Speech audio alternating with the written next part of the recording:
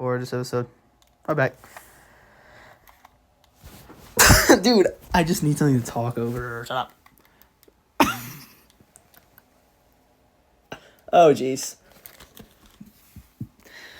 Hello, everybody, and welcome back to another Underdog episode. Today, we got ourselves Season 2, Episode 6, scoped in. If you don't remember in the last episode, Dylan was flying home, or flying somewhere, and he got hit by a bullet out of the air. And that's going to continue right after this, so here we go. Dylan is on the ground grimacing and holding his arm wound. He puts his hand up and hovers it over his wound and tries to heal it. After a few attempts, the bullet wound closes. Oh, what the hell even was that? Dylan gets up and looks for where the bullet came from. He taps into the comms. Can anyone hear me? He hears radio silence for a few seconds. Yeah, I can hear you. Atlas, can you look at the satellites around here? Where am I? Why? I was flying home and then I got shot in the arm. Alright, I can look at it. Just give me a few seconds. Atlas is at the control center looking at the satellites. There's a heat signature on top of the mill house building. Alright, I'm gonna go check it out. You sure you don't want to come here and fix the wound? I already got it covered. Alright, well, want to stay on comms? I don't need any distractions. Okay, good luck, man. Dylan taps his earpiece, turning off the comms. He lifts up off and flies to the mill house building and sees someone with a sniper reloading another bullet. He sneaks up and puts an ice dagger to his neck. Who the hell are you and what do you want? You really don't remember me. Dylan inspects the person's white mask and jumpsuit. Oh, damn it. Dylan yanks away, throwing the ice dagger on the ground, shattering it. Sharp shot. Why are you back here? I got contracted to kill you. What? By who? Death. Death contracted you to kill me. Dylan chuckles at the statement. If you think I'm joking, I'm not. Well, what's the reward for killing me? If I told you, you wouldn't believe me. Try me. Once I kill you, he recruits me to his team. You mean the death guy, right? No, someone of higher power. Wait, what? Wait, what does this death guy look like? A black hooded demon. And he wants me dead. Yeah. So when are you going to kill me? Right now.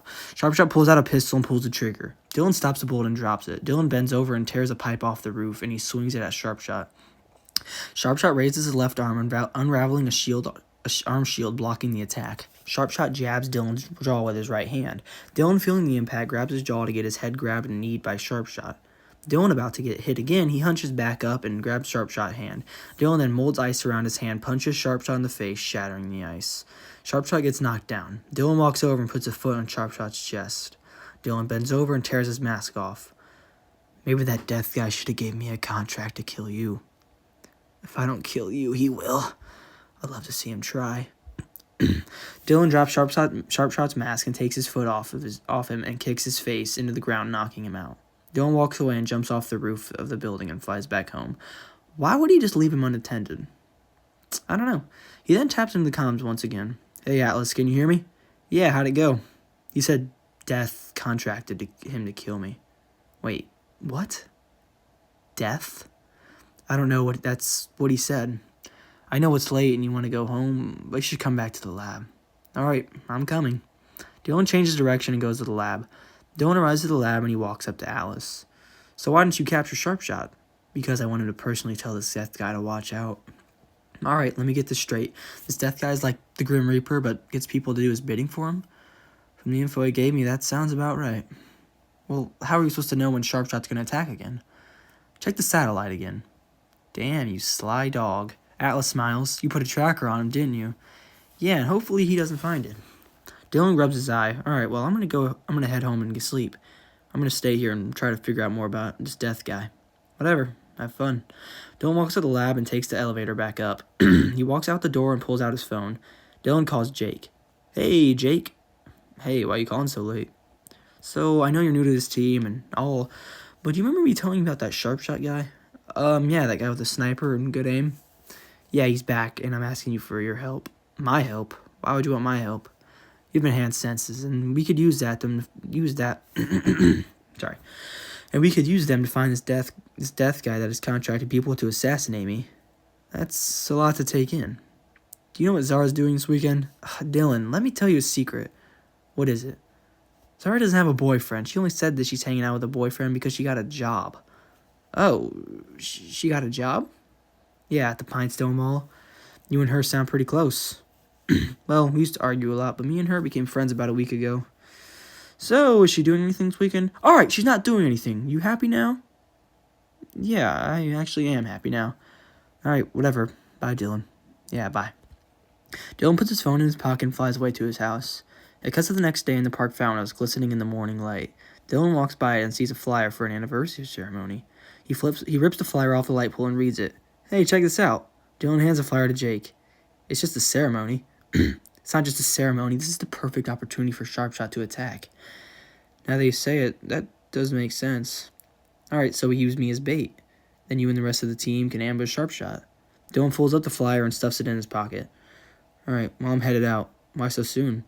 Zara is meeting me at my house. Jake smirks at Dylan. Well, alright, Dylan. We're just friends. Sure, buddy. Alright, well, see ya. Bye.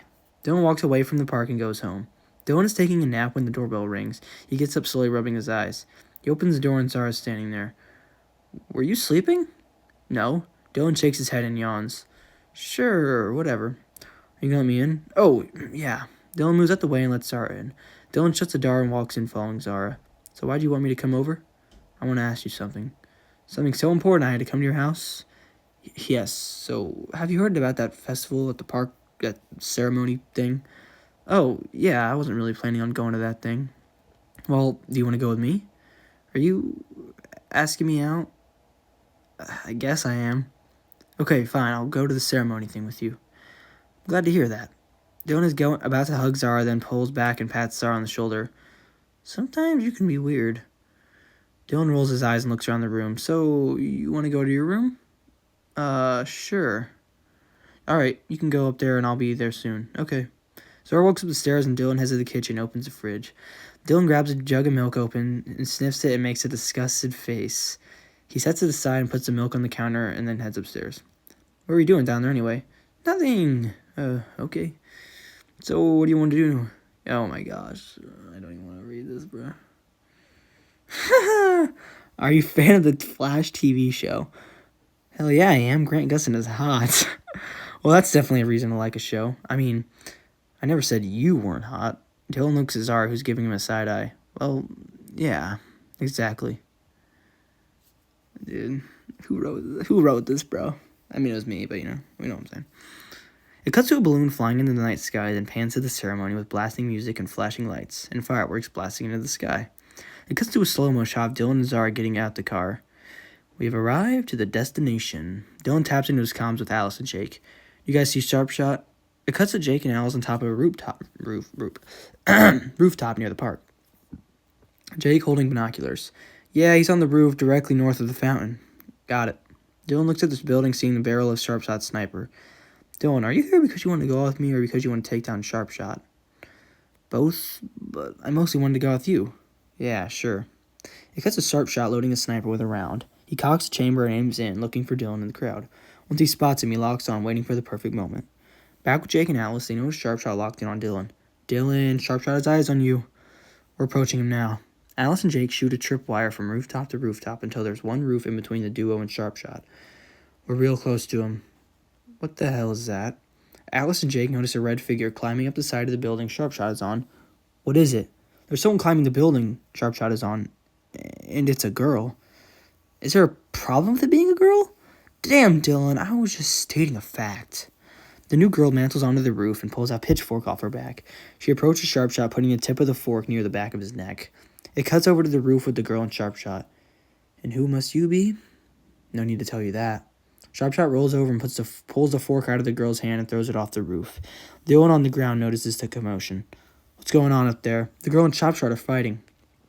Dylan walks away from the ceremony, pulls out his new necklace and puts it around his neck and shakes the pink gem on it, unraveling the Underdog suit stored inside of it. Alice, this feels more breathable. The Underdog suit 2.0. I'm coming up there. Dylan, seriously. Zara is sore. Dylan, do you want to be together or not?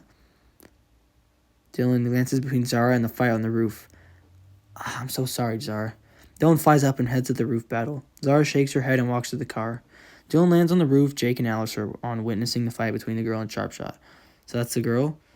Yeah, she's pretty decent at fighting. The camera goes to the fight. Sharpshot pulls out a knife about to slice the girl's face. She blocks his stab and sweeps Sharpshot's leg, dropping him to the ground. She misses the punch on his head, hitting the roof from him rolling to the side. He gets up off the ground and shoots a hook at her head, pulling her into his knee, making her lose focus for a second. Giving Sharpshot the opportunity to kick her in the stomach and shove his elbow into her face mask, cracking off the bottom, making the whole thing fall off. Her hair dangling down, covering her face. Looks like you are very experienced. The girl starts slumping over and passes out. The Sharpshot pulls out another knife. He's about to slash her until his body stops glowing pink. Glowing pink. Dylan holding his hand out, stopping Sharpshot. Dylan jumps to the other roof and takes the knife out of his hand and throws it to the ground. Dylan throws his hand back, knocking out Sharpshot with a punch. Dylan shakes his hand in pain. Alice and Jake come out behind Dylan. Dang, one punch and he's out? Yeah, but we got something else to worry about. The camera pans to the girl knocked down on the floor. Dylan walks over the girl, rolling her over to the front, moving her hair out of her face. Miranda? It cuts black and comes into the team standing around Miranda, laying on the medical bed. Her eyes slowly start to open. What's going on? Hey, Miranda, or should we call you the Young Devil? Hey, that's a pretty good name. What were you thinking? What are you talking about, Alice? You don't have any powers and you're a horrible fighter. Who said I was a horrible fighter?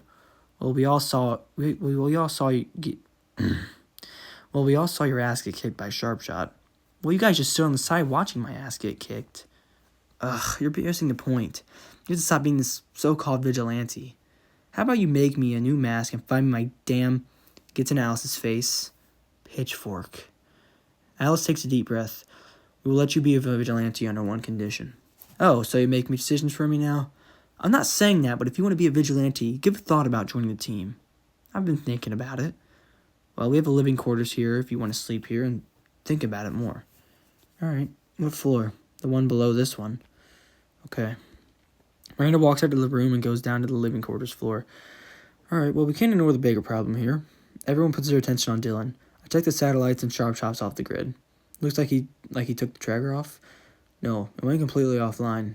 Oh, I have a theory on that. What is it? So that black demon, he clearly can't be on Earth because he's not a human. What are you getting at? Sharpshot is with that demon, wherever he is. Alright, well, he's gonna strike again, so now, for now we just gotta stay vigilant. Alright, this black demon guy sounds serious. Sounds like another subsonic. You mean like a big threat, right? Yeah. Everyone starts leaving the room, leaving Alice alone in the med room. An excruciating pain comes from Alice's chest, making him fall to the ground. He pulls his shirt up, seeing that the black patch is growing. He gets up and tries to run, but he trips on his own feet, falling to the ground, and slides across the main room's floor, hitting the wall, passing out, showing signs of him losing his speed. The screen cuts out to an abandoned castle with the landscape barren, looking anything unlike any. With this landscape barren, looking unlike anything on Earth. Then a throne is being shown with a black demon wearing a tattered black poncho. It starts to slowly zoom out and then cuts to black. The end of episode 6. So that one was actually pretty good.